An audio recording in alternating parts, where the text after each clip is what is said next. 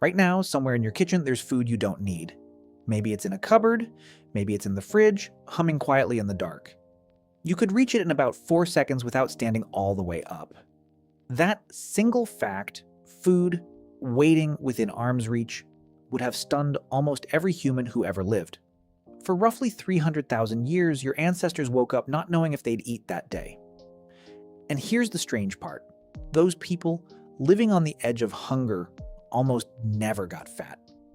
Not because they had more willpower than you, not because they knew some secret, but because the world they lived in made getting fat almost physically impossible. So the real question isn't, how did ancient humans stay thin?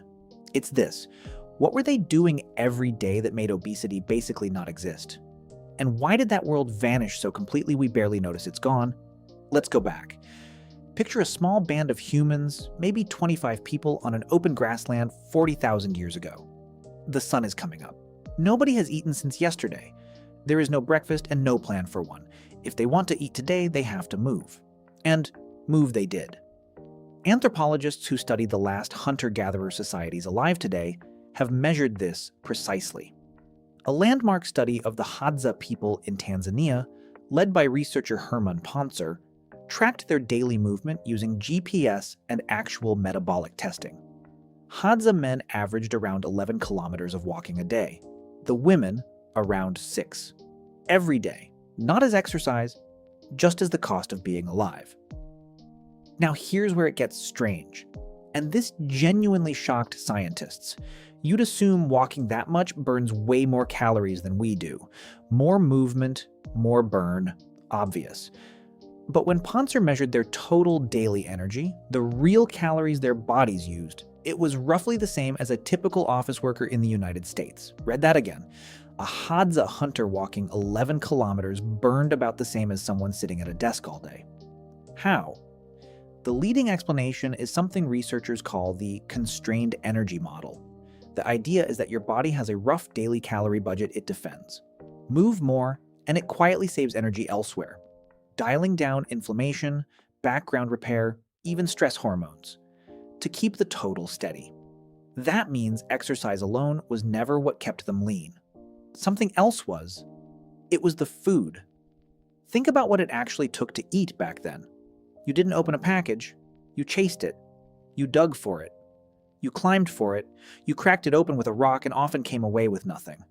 Every calorie an ancient human ate had already cost them calories to get. Want honey? Today that's a squeeze bottle. Back then it meant spotting a hive, climbing a tree, getting stung again and again and hacking into the wood, for a reward that might be a few mouthfuls.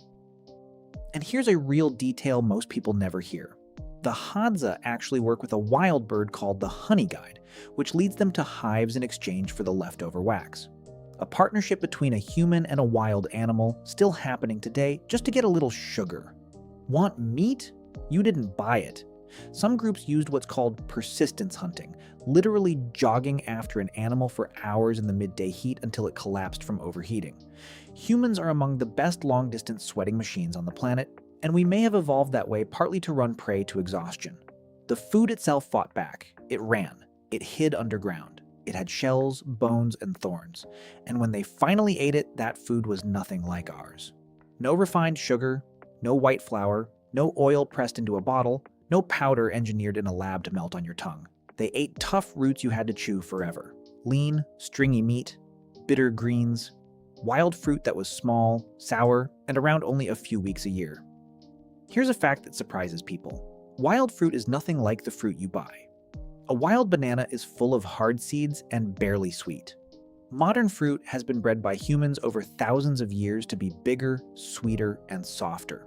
Even our natural food isn't the food they ate, and ancient food was almost impossible to overeat. Try eating 4,000 calories of raw, wild tubers and lean meat. You physically can't. Your jaw tires, your stomach fills, and all that fiber tells your body to stop. Now try eating 4,000 calories of chips, soda, and ice cream. You can do that on a slow afternoon without noticing. That's the difference. Nearly the whole story. Modern processed food is engineered to slip past every stop signal your body spent hundreds of thousands of years building. Food scientists even have a term for it: the bliss point. It's the exact ratio of sugar, salt, and fat that lights up the brain's reward system and quietly whispers, "One more bite." Companies actually test for it. Ancient food had no bliss point. Nature never made food addictive because it didn't need to. You were already desperate to eat it. There's one more piece almost nobody talks about. They didn't eat all day. There was no snacking because there was nothing to snack on. Long gaps between meals were normal, sometimes a full day or more.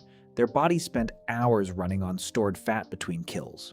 A state your body still knows how to enter, but rarely gets the chance to. So your ancestors had bodies perfectly tuned for a world of scarcity. And that tuning is still inside you right now. Here's the twist that ties it together. Your body hasn't changed. You're walking around with nearly the same hardware as that hunter 40,000 years ago. Your brain still screams, grab the sugar, grab the fat, eat it now, because for almost all of human history, that instinct kept you alive. The person who binged on rare honey survived the lean month. The one who shrugged and walked away didn't. You are the descendant of the ones who couldn't resist. That pull you feel in front of an open fridge at midnight, that's not weakness. It's a survival instinct, a brilliant one, firing perfectly in a world it was never built for. Ancient humans didn't beat obesity with discipline. They lived in a world where food was rare, hard-won, and nearly impossible to overeat. We built a world where food is everywhere, effortless, and engineered to be overeaten. Same body, opposite world. So the next time you open that cupboard you don't need, remember. The instinct pulling your hand toward it kept your ancestors alive for 300,000 years. It's not broken. It's just finally, for the first time in human history, surrounded by more than it can handle. And that changes everything about how you look at the fridge tonight.